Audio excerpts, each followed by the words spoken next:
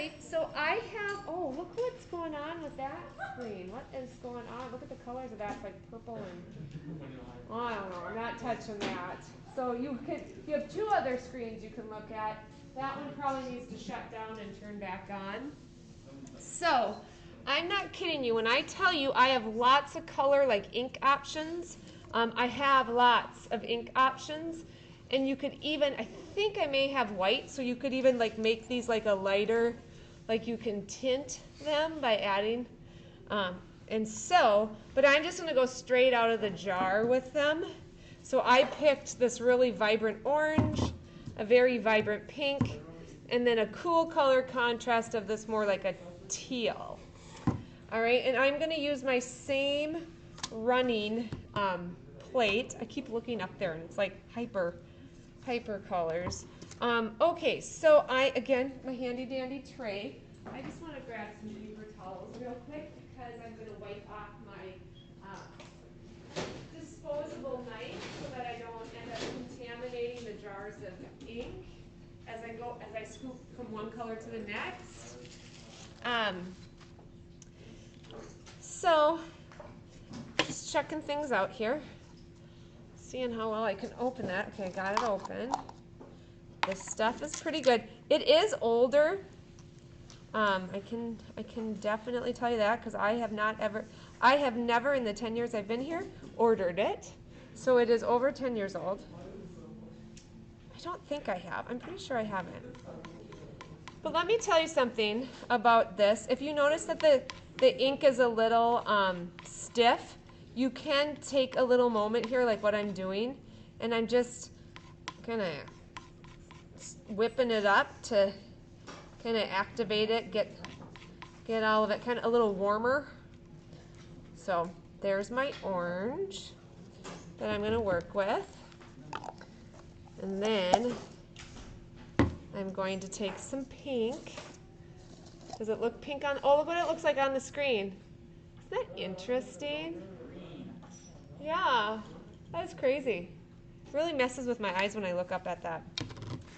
So I'm just going to make sure to try to get as much of this off of my knife. And then I'm not going to just scoop it in, so just please use common sense so that you don't contaminate and put other unwanted colors in any of the jars. And I am just cleaning off my one knife. I could grab more than one. Okay, now I'm going to scoop up some pink. Put that right next. Maybe I'm going to just start with these for now. We'll see. Again, just kind of doing a little whipping it up. Make it a little more cooperative. All right. And this may require using more than one tray. I'm thinking what I'm going to do is I'm just going to work with these two for right now because it's what's making sense to me. Well, I don't know what's making sense to me quite at the moment. I'm gonna go ahead and I'm just gonna grab the orange and I'm just gonna really specifically just work it out in a corner here. Looking up at that, it's like teal. But I'm wanting to make sure that I'm really evenly coating my brayer. And I'm going to real strategically, and you have to be mindful that you kind of time is of the essence. If you've noticed, if you take forever to ink up your plate, you may find that the ink starts to dry and then it doesn't want to transfer over onto your paper very easily. So this is kind of a timely matter. But see how I'm kind of strategically inking areas that I want to be the orange. This type of print, it is a reductive print, but it's called a monoprint because it's going to be very unique because each print isn't identical. It's going to be unique. And it kind of reminds me of Fabia Rodriguez that I kind of introduced you to. All right. I'm Maybe I grab a little more. And you kind of have fun experimenting. All right. I can tell that's a little on the dry side. All right, there's that. Okay, so now I'm gonna quickly, and you may wanna have more than one roller to do this. So I'm gonna let, if anybody wants to experiment, you certainly can. I'm gonna go ahead and grab the pink. I gotta go real fast because I'm gonna lose, things are gonna, you can add additives that keep the inks from drying out. So if you were really into this, you could do that. All right, making that nice kind of crackle sound. So I know I have a nice even coating. Yay. Going in to get the main part, which is this kind of reminds me, is there a Greek goddess named Athena? Isn't there? Would this be something that would kind of match up with? Makes me think of her. All right. I'm gonna, I wanted to put green at the bottom, but I think I'll go with pink. And then I have another, I'm gonna show you another option of what you could do. So I did a little kind of bi-color option. Okay, good, you can see my screen. So let's, whoops, I hit it where I didn't want to, but that's okay. All right, now notice my workspace is a little messy, so I'm gonna cover it with a fresh paper towel. I'm gonna put my page down here. Let's just give this a shot. I wanted to incorporate that green, but maybe next time. I just didn't have it out and ready to go. Again, setting it down, making sure my hands are clean, my workstation is clean, using my hand to do the rubbing. Now I predict that this ink is gonna be a little fussier because it's older. And I took a little longer, and I might have needed to add more. Absolutely. But that's where you get to become familiar with the physical characteristics of your plate and where you carved. Bless you. All right. Really trying to get it covered. I really think if I added that green to this, it would have a real unique look. Okay, I'm seeing potential. Remember how I'm kind of keeping my hand? Potential in some spots, and then, it's almost like I wish I could grab it and add a little more and put it down. You almost could, because I need more orange at the top. But, all right. Because remember, I think I inked up there first, so it was maybe dried out. But here's what I've achieved. Looks great on that one. But, so I could have used a lot more orange, but the pink is kind of being more cooperative. But then imagine if I also added green to it. So you can experiment with the ink colors and even choosing to do more of a mono print. So, I'm going to show one more thing. I'm going to do this. Going to show you one more approach. You could roll the ink on the paper that you're printing and then ink up your plate. So and that could be a 1-day thing, it could be a 2-day thing. If I was really being like mindful, I would have 2 rollers because I want to roll. Let's just see what happens. Okay, moving that. Keeping that there, so sticky. I'm gonna do orange. I'm gonna roll orange. Well, first I'm gonna just roll this just to clean it so that mostly orange will go. So this is just, do you guys remember watching the video of the first printmaking artist that I showed you and how she would roll colors onto those? They were like clear plates and then print. So I'm going to do something kind of along the lines of that.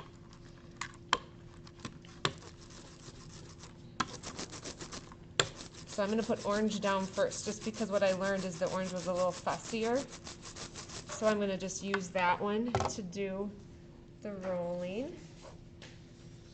you know, and you could, okay, I'm gonna do one more thing. You could very lightly take a pencil, like preferably a 2H, so that I kind of have a perimeter.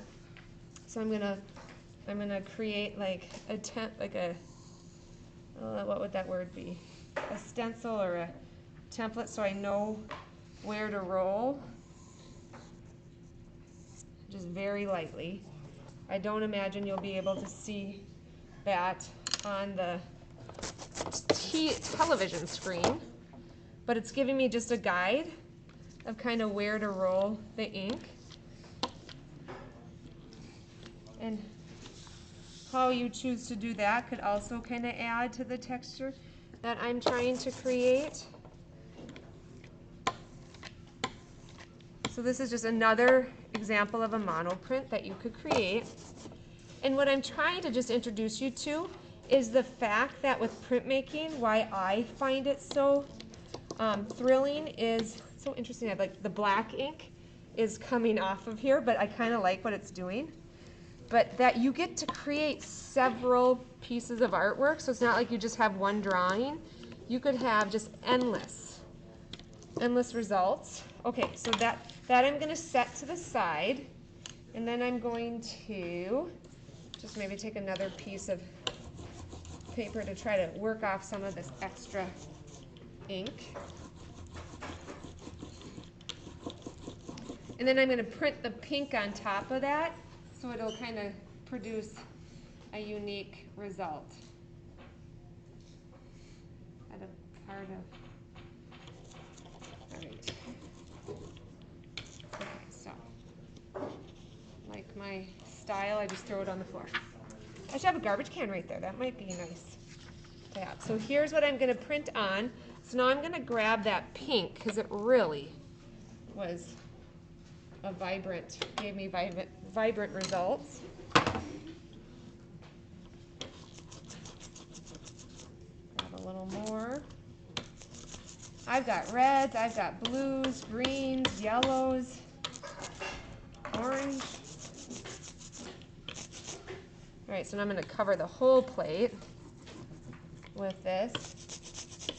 Being mindful that now I've created a little bit more of a texture on the paper that I'm going to be printing, so I just might need to make sure I have more ink versus less so that it can really kind of grab onto the paper.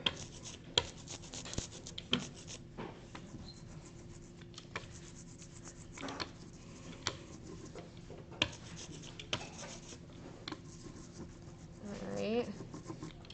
Hurry. Gotta get that bottom. Whoops, I kind of globbed a little too much, so it filled some of the crevices. So you might have noticed that happened if you printed yesterday. That's just kind of part of the process, is getting to know how much ink your plate wants, how much it can hold.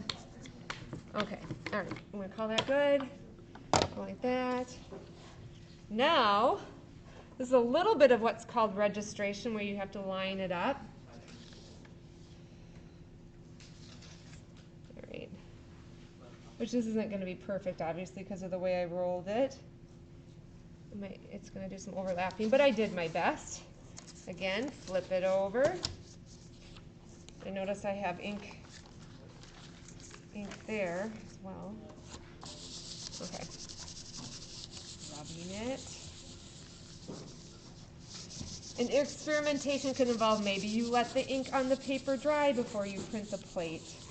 Maybe it won't matter. But just wanting to give people who are done some more extra ideas of what you can do and why printmaking is such a diverse medium that has endless possibilities. It's not like a one and done. It's like you could keep using it. Cool, it's looking good. I also have some fabric ink, so if anyone wanted to take their print and do a hand print on, let's say, a t-shirt or something, that could be something that you could opt to do as well. Like all of these unified arts, they were hand stamped and printed using the same method. But see how cool that is? Can you guys see the results of that are pretty cool as well. So, pretty awesome, the endless results that you can achieve by incorporating different colors. You could also do colors and then do black on top if you wanted to do like a real bold result. So, no reason not to experiment if you find yourself having that extra time. Then you could also incorporate, if you wanted to do like mark making, like if you wanted to add to it, then once you start adding other elements, let's say like pen, paint, you know, and then it's considered a mixed media piece. So it's a print that's a mixed media piece. All right? So put that on your list of options if you find yourself with some extra time.